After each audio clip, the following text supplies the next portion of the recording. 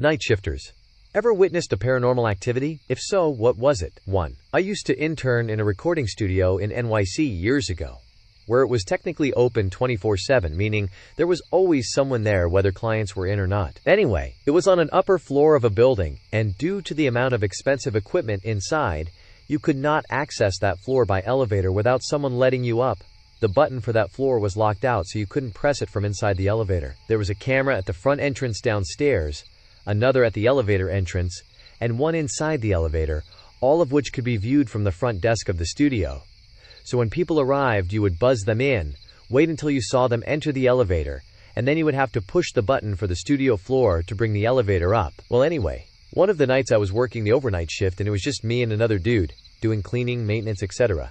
When we hear the elevator start running at probably like 3:30 in the morning. The whole building is all offices, so really there is nobody in the building past 5 to 6 p.m. besides us, so we thought it was a bit strange. The other guy looks at the cameras and there's nothing at all, no one in the elevator either. So although it's weird, we just figure someone must still be in the building and called it from a different floor. It made sense until all of a sudden we see it stop at our floor and we hear the door ding. We're both in the lobby about 15 feet away from the elevator and we give each other the hardest WTF stare ever. I can't explain how much I didn't want those doors to open. We stare like a deer in headlights, completely motionless at the doors as they open. Nobody is there, no one pushed the button, nothing. We both keep staring completely still and silent, and it becomes really fucking creepy as time goes on and the doors don't shut, as if something is standing in doorway blocking the sensor. The doors usually close after 5 seconds or so, but we stared at it for a good 20 to 30 seconds or so before they closed and the elevator returned back to the lobby. We stared for a bit longer before simultaneously looking at each other and saying, "What the fuck, dude?" The next day we asked a couple of the other guys about it, and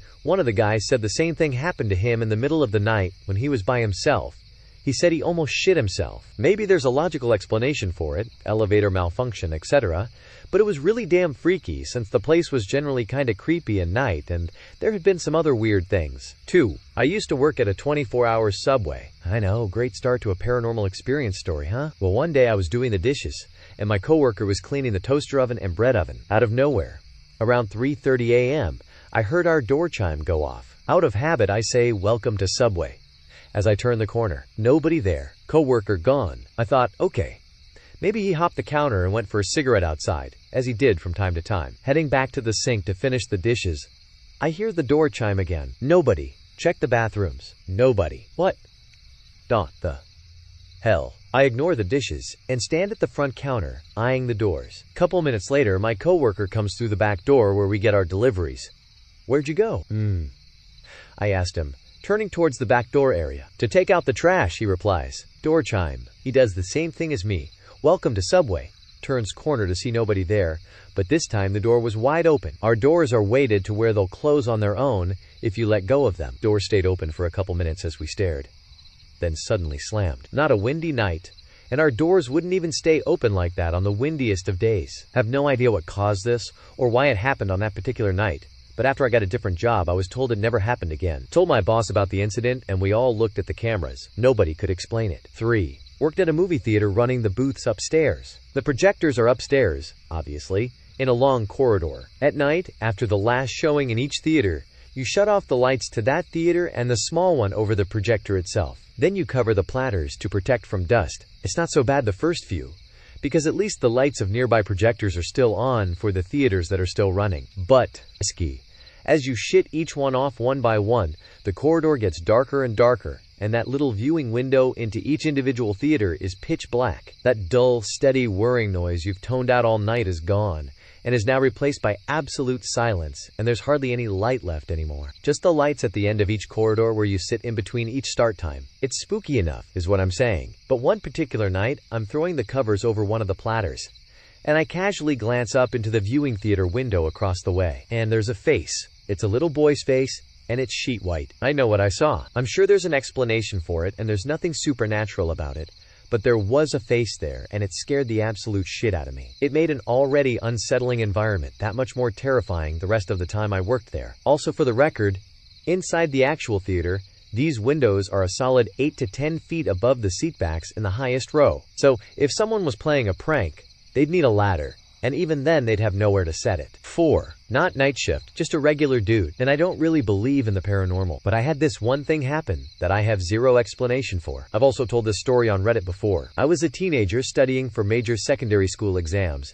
so one weekend, my parents, brother, and grandparents went to a function, and I was home alone. For reference, because of the country I live in, our house has steel grills in front of every door and window, like a prison. My room is at the front of the house. It's something like 9:30 or 10 p.m. I head to the kitchen, which is at the opposite end of the house. It also houses the stairs to the second floor, which is where my parents' and brother's rooms are. As I'm getting something from the fridge, I hear my mom yell my name, so I say, "Coming," and start up the steps. 2 steps up, I remember that makes no fucking sense because I'm home alone. I call out to whatever, ...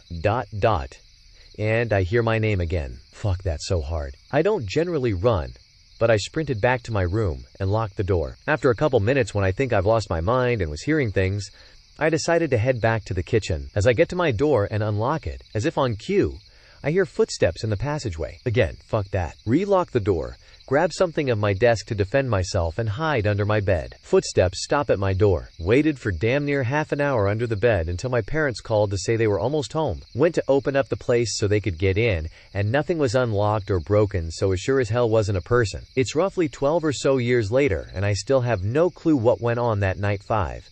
Not me, but a friend used to work as a night custodian for an elementary school, which the building itself was rather old. Built in the 40s maybe? He was the third shift guy, so he took over from the second shift guy at like 9 p.m. He was basically there to mop the floors and make sure no one broke in. If he got all of his stuff done, he was pretty much free to do whatever he wanted. Often after he finished doing his work, he'd go hang out in an office because there was a small TV to watch. He said things started off innocently enough. Lights turning on in classrooms where he knew they had been off previously. Cabinets and doors opening and closing on their own. He didn't pay much attention to it at first. He was sort of on the fence as to where he believed in paranormal activities, so he just shrugged it off as coincidences. At first, he would go and check the noises out. Sometimes he'd creep around and try to catch someone in the act, in case there was a way in that he didn't know about. After a month or so, he gave up looking and just learned to ignore it. He'd ask his boss about it and just get blown off. Over the coming months, things progressively got worse. Doors no longer closed on their own, they slammed shut. He heard noises like children playing, sometimes screaming. He'd find trash cans turned upside down. He'd have things thrown at him, but he would be clearly alone with nowhere for someone to hide and throw things at him. He'd contemplated quitting, but he was making good money for being nearly fresh out of high school, and he needed the money for family stuff, so he stuck with it. He'd come in, rush through his duties for the night as quickly as he could, and then go and sit in the office where he'd turn the TV to where he could sit facing the door, and that's where he'd sit until the morning crew came in at 6 a.m. He didn't want to admit that he was scared shitless of being in that school by himself at night, so he tried to tough it out and made a lot of excuses to try and explain what was going on. The last straw for him was the night he was sitting in the office watching TV and felt someone grab the chair from behind and flip him over backward. There was clearly no one in the room, and no way for anyone to get into the room without him seeing them. He picked up the office phone and called his boss at home in the middle of the night, said he quit, and he'd come back in the morning to turn his keys in. He was definitely a believer in the paranormal after that experience. He said that it wasn't until years later that he found out from someone who'd researched the history of the school before it was torn down that there used to be a pool inside the school. A number of kids had drowned in over the early years of the school, until the administration decided to finally expand TH6. I worked in a mine in northern Ontario. There was a death on the 4,200 level a couple years previous to the incident. It was a normal day underground like any other. We were rehabbing old working that had collapsed. 4,200 level was big. The drifts were 6 times 6 feet, but go on for kilometers in every direction. It was about midnight when we saw the mine rescue team with security rushing down the drift. Naturally, we dropped what we were doing and followed to see if we could help. We arrived to a guy who was as pale as a ghost. He didn't look hurt, but he was shaking uncontrollably. Mine rescue approached him, and he wouldn't have it. He would scream. And not just any scream. It was terrifying hearing the screams, like a person so consumed with fear. It had a tone to it that you wouldn't imagine could come from a person. Eventually, he just stopped screaming and just sat there, awake but non-responsive. By now, it was 3:30 a.m., and our shift was over. We couldn't leave him down there. We managed to get him on a stretcher that we could carry out. On our way out, he kept saying, The devil is on 42. Over and over again. About 2 years later, another incident report was read to us. The exact same thing, exactly the same spot, but a different person. I don't believe they saw the devil, but it is always in the back of my mind when I'm on 42. 7. I worked night shift at a hotel. I also had a day job, and the manager was cool and said I could sleep as long as I woke up if someone needed something. One night, I woke up and saw a guy. Well, more of a silhouette of a guy, staring at me through the windows of the Dutch door to the courtyard. He was really tall, 6.5 feet, and had a black duster/trench coat and hat. I jumped up from the couch, put down the remote I had fallen asleep with in my hand, and rushed to the door to see what he needed. He was gone, and no sign of him anywhere in the courtyard, and there were only 2 long, straight paths. He couldn't even have ran that fast. I forget about it and continue my night. Fast forward about 3 weeks, and my coworker is telling me about an evil spirit that lives in one of the rooms. All the employees knew there were at least 4 haunted rooms there, as well as the elevator. No, seriously. He started describing a tall, shadowy guy. I cut him off and say, like 6 or 7 feet, black coat and hat? He turns white and stares at me. You've seen it too? I tell him what happened. And that innocent incident that night all of a sudden got super creepy. Another time, at another job, I was getting ready to do security rounds. Roughly around 3:15 a.m. I am whistling the Arthur movie theme song. It had just played on the radio. It was dead quiet, except just crickets. As I open the door to the patrol car, still whistling, I hear a whistle off in the bushes. The bushes on a 60-foot cliff. It's the same tune, in the same type of whistle I have. I don't whistle normal. It's like a windier, not sharp kind of whistle, and much quieter. Same exact song, same exact type of whistle. I immediately stop. The whistling keeps going. I get into the car and book it. Take about 20 minutes longer than I normally do to get back, and am super careful/nervous/paranoid when I get back. Never saw anyone or anything. Never heard it again. But on that note, sometimes if I fell asleep at that job, I'd wake up to the sound of my old boss shouting my name. He used to come in about the same time that I would hear the sound and wake up. That happened pretty regularly. The weird thing is that he had been dead for 3 years when it started. 8. Not a night shiftier, but my dad kinda was. He was also against the idea of paranormal activity, but now agrees that sometimes there are things that cannot be explained. He was a college student working towards his doctorate in dentistry. However, due to school being expensive as hell, he had to live in a run-down apartment in the bad side of Philly. As a result, he would occasionally wake up at night since he had to scare off several attempted home invaders. Therefore, he was a light sleeper, and any kind of noise would instantly wake him up and make him do rounds around the apartment to make sure there were no intruders. After the second or third break in, the gangs learned to stay away from the apartment due to his reputation of becoming Rambo to fight them off. He and his roommate had an old, really freaking old fridge that had a light that did not work and came with the purchase. This is important to the story. The apartment building was also built in the 1960s, but had been converted to a sort of loft house with only 1 apartment room available for rent. Roommate and him split it into 2 living quarters, with a tiny kitchen, bathroom, a basement, and a barred front door with broken glass. The kitchen was directly next to the bedroom, and the walls were paper thin. One night, he heard someone moving around in the kitchen. Of course, he snatched up his hunting knife and investigated. The fridge door was open, and the light was on. An old woman wrapped in a shawl was bent over examining the contents. My dad yelled, "Hey!" She turned, and snap, the light went off. She vanished, and the door of the fridge suddenly slammed shut. To this day, he has no clue who she was or what she was. 9. Not during a night shift, but on a bleak, stormy day with just as much spooky potential as one. I was alone in the kitchen, sandwich shop, when I spotted a customer in the lobby. Never heard him come in. Door is pretty squeaky and closes hard, so it's difficult to miss someone walking in even without a bell like most businesses have. His back was to me, facing the opposite wall, standing in the middle of the room. I never saw his face, but he seemed to be an older man, 70s. I greeted him with a hello, but he didn't reply. The stillness and the way he stood there, coupled with how he was facing away from me in dim lighting — it had been hot and humid out before the storm, so we had minimal lighting on to try and keep cool — gave me kind of a Blair Witch vibe in retrospect, but at the time I waved it off as him looking out the window or something while he decided what he wanted. Plus, I'm used to rude customers, so I wasn't surprised by him ignoring me. I turned away to wash my hands so I'd be ready to throw together his sandwich once he was ready to order. I'd had my back turned 20 seconds. Yes, this was during COVID, so I was counting. And when I turned back around, he was gone. Again, I never heard the heavy door open or close, and the only other door he could have left through was close enough to me that I would have absolutely noticed. He never came back, and I don't see why anyone would come into a sandwich shop for 30 seconds just to stare at the wall opposite the front counter and then leave without a word. Also, now that I think about it, he didn't even look wet, and it was pouring outside. So, I'm not really one to believe in ghosts, but silent old man with Blair Witch vibes plus dark and stormy day plus appearing/disappearing without a sound equals I definitely saw a ghost that day. 10. Not necessarily night shift, but I used to work in a bar that was next door to a funeral director's. Not only was it next door, it had actually previously been part of the funeral director's, and the welcome slab outside had the director's name and year carved in it, like Ferguson's 1891, in Scotland, so we were only open until 1 a.m. at the latest. There were a few different events, nothing uber scary, but the whole vibe of the place, when you were on your own, was so unsettling. Nighttime routine would mean one staff member would be downstairs counting tills,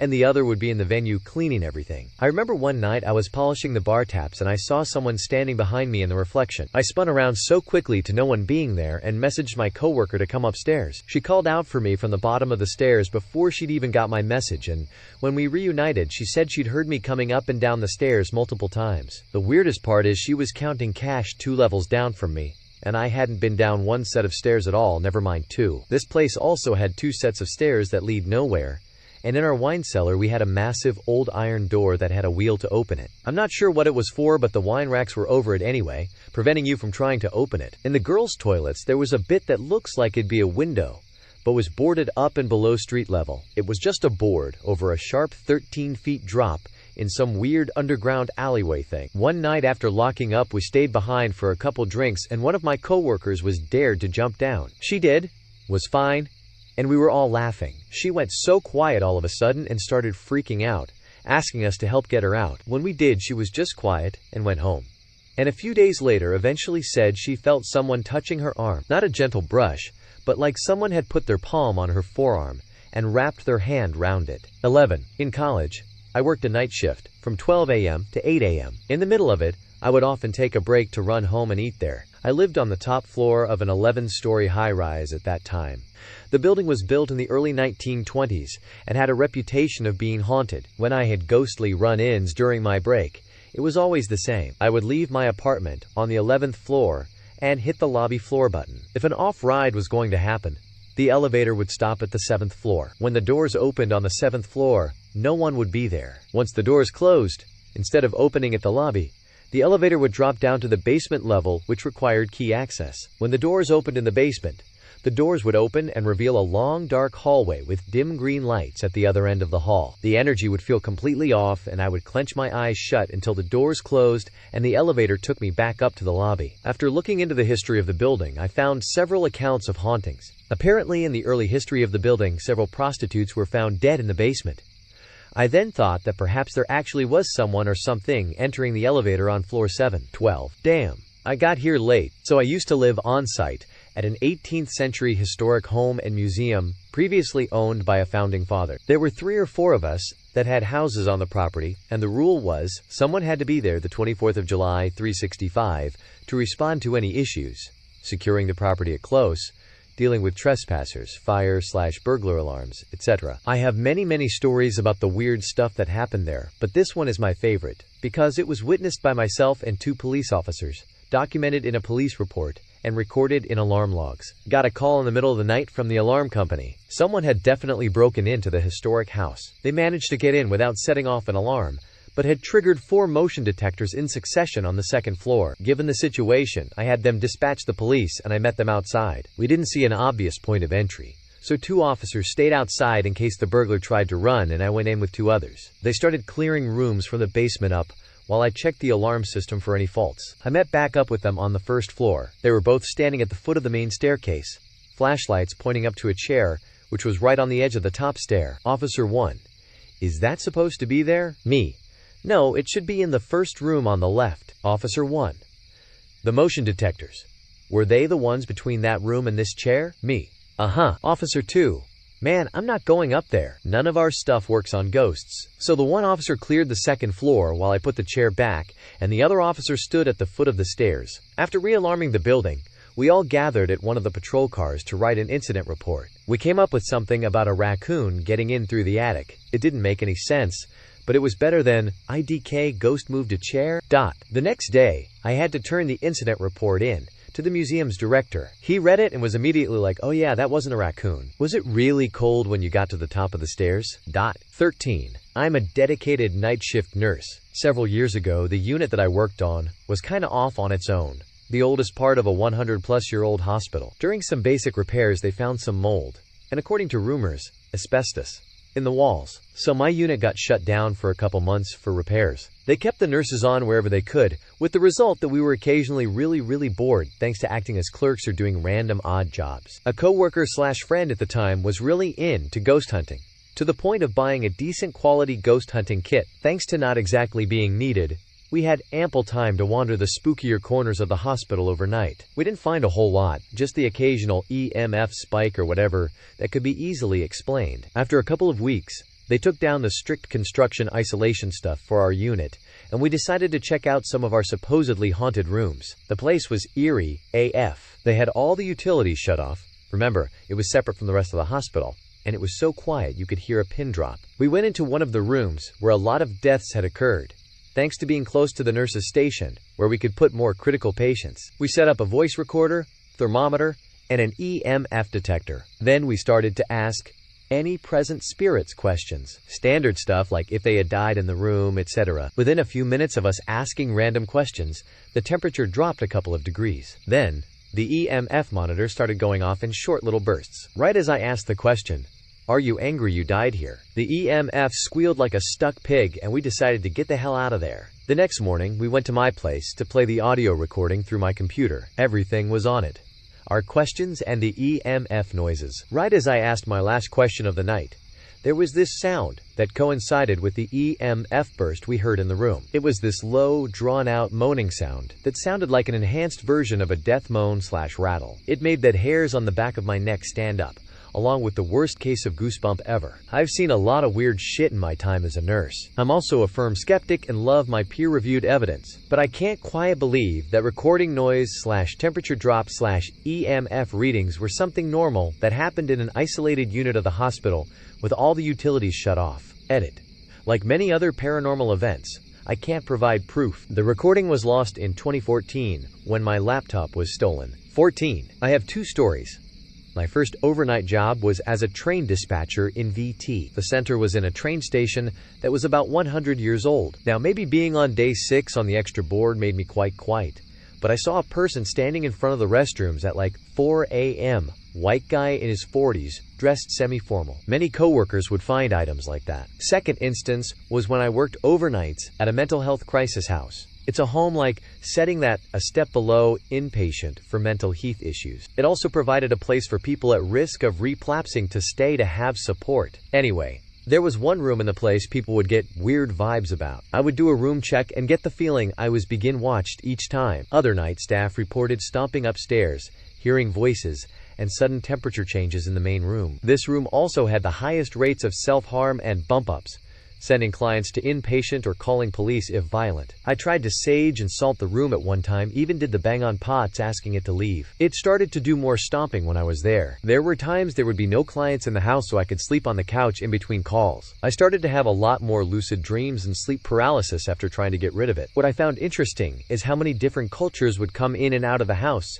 and if someone was spiritually connected, they would pick up on the vibe. Something is up with the room. We had Kabbalah, Santeria, New Age, Catholic, you name it. They all picked up that something was weird about the place. 15. So secondhand story. And just to be clear, I don't believe in paranormal activity as personally. I've never witnessed anything I can't explain through other more likely events. In any case, in the house I grew up in, my sister always said there was a ghost, usually being described as an elderly old man in a flap cap who was never frightening or aggressive.